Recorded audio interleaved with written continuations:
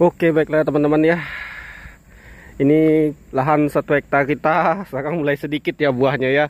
Karena memang untuk jarak panennya juga lumayan cepat ya teman-teman. Cepat sekali. Jarak panennya cepat sekali. Jadinya dapatnya sedikit. Ya. Cepat sekali. Kita nggak tahu sudah selesai ya. Kita ketidur tadi, maunya kita sambil panen kita bantu ya. Oke, kita lanjut muat dulu. Oke, baiklah teman-teman ya, kita langsung muat dulu sawit kita ini. Ini lahan 1 hektar kita sudah mulai hasilnya mulai menurun. Biasalah teman-teman, habis panen puncak ya mulai menurun perlahan-perlahan. Nanti juga akan naik lagi perlahan ya teman-teman. Pokoknya gitulah fasenya sawit itu. Nggak ada yang bilang sawit itu nggak ada treknya. Ya nggak tahu ya teman-teman. Mungkin sawit unggul lah mungkin ya. Karena kita nggak terlalu pengalaman dalam menanam sawit unggul. Jadinya mungkin teman-teman kalau nggak mau trek ya mungkin tanam sawit unggul ya teman-teman. Ini karena kita jenis produksinya sawit abal-abal. Karena memang zaman dulu untuk mendapatkan sawit unggul ini memang susah ya teman-teman. Susah sekali.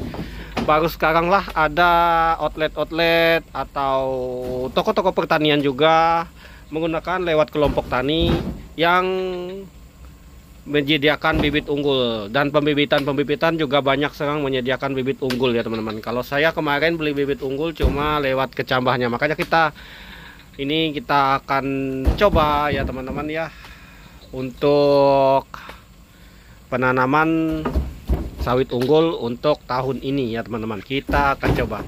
Nah, ini hasilnya memang segini ya teman-teman ya.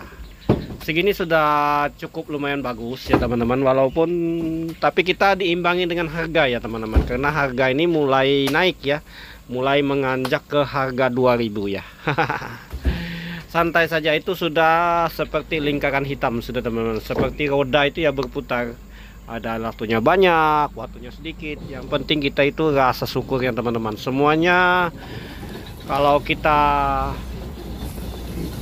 mengerjakan sesuatu itu atau mendapatkan penghasilan itu dengan kita mensyukuri segalanya, semuanya pasti akan cukup ya teman-teman. Yang nggak cukup itu kalau orang tidak bisa bersyukur, itu tidak akan pernah cukup. Sekalipun dia sekali dapatnya 1 hektar tuh 10 ton ya, dah mungkin saya cukup. Nah, kalau kita ini sudah merasa cukup, segini sudah mensurut ya, masih alhamdulillah ya teman-teman. Karena dapat segini aja sudah cukup. Ya lumayan lah buat membantu perekonomian keluarga, dan kita bisa masih setor hutang kita ya teman-teman. Hutang tiap bulan ini harus disetor. Karena hutang cuma hutang yang dibawa mati ya teman-teman. Harta tidak bawa mati. Oke teman-teman, untuk mungkin yang bertanya untuk pemupukan di tempat saya ini, untuk pemupukan sawit ini saya dulu menggunakan tangkos atau jangkos tandan kosong ya, sama aja ya teman-teman. Kalau di sini sebutnya tempat saya adalah tangkos. Penggunaan tangkos ini sangat bagus sekali ya teman-teman. Tapi itu lagi kendalanya adalah dihajar kumbang tanduk ya. Mungkin tahun ini karena musim kemarau, saya nggak mupuk. Mungkin yang saya akan masukkan ke kebun saya mungkin ya tangkos ya teman-teman. Mungkin mudah-mudahan kita dapat orderan nanti pengiriman tangkos ya teman-teman ke lokasi kita. Mungkin bisa nanti ya kita akan masukkan tangkos untuk membantu pemupukan sawit kita ya teman-teman. Karena menggunakan pupuk tangkos ini efeknya cukup panjang ya, cukup lama ya teman-teman. Apalagi kalau untuk sawit tua ini sangat cocok sekali. Kalau untuk sawit umuran punya saya ini pupukan masih bagus. Nanti mungkin yang kita akan drop banyak nanti adalah sawit tua. Nah, ini dia teman-teman ya.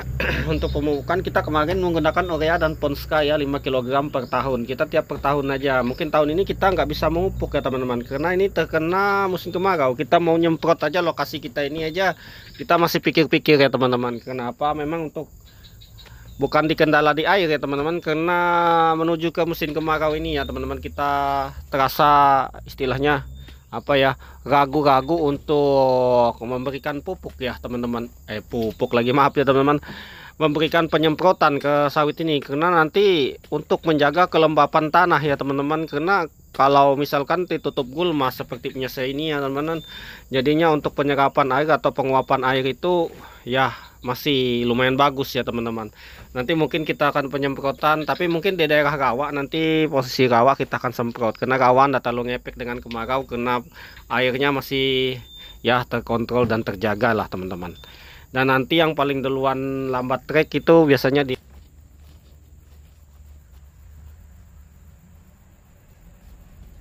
Oke kawan-kawan ya, ini sisa buah kita, lahan 1 hektar kita ya teman-teman ya. Seperti ini. Bahannya buah sudah mulai ngedrop ya. Ya nggak masalah lah. Memang ada saatnya buah itu sudah mulai kurang, dan putaran panen kita cukup cepat juga. Nggak seperti biasanya putaran panen kita ya sampai 21 hari, bahkan sampai 15 hari. 16 hari, 18 hari, 21 hari, 26 hari baru sampai sini. Ini sudah baru kita panen dari yang kemarin, hitungannya 1 hari aja bedanya. Nggak sampai 1 hari teman-teman. Nggak sampai 1 hari bedanya sudah panen di sini. Biasanya sampai 3 hari ya baru 2 hari baru sampai sini. Ya, pusingan sampai sempat kita ini dari yang sana sawitan kita di ujung ya teman-teman ya. Jadinya ya itulah cukup cepat. Panennya dapatnya segini, tapi alhamdulillah kita itu mesti bersyukur ya, semuanya bersyukur karena bukan kita saja yang buahnya ngedrop pada saat sekarang ini, karena memang sudah puas panen puncak ya. Kita sudah 5 bulan panen puncak ya teman-teman. Seperti itu. Saya walet saya walet tetangga ya.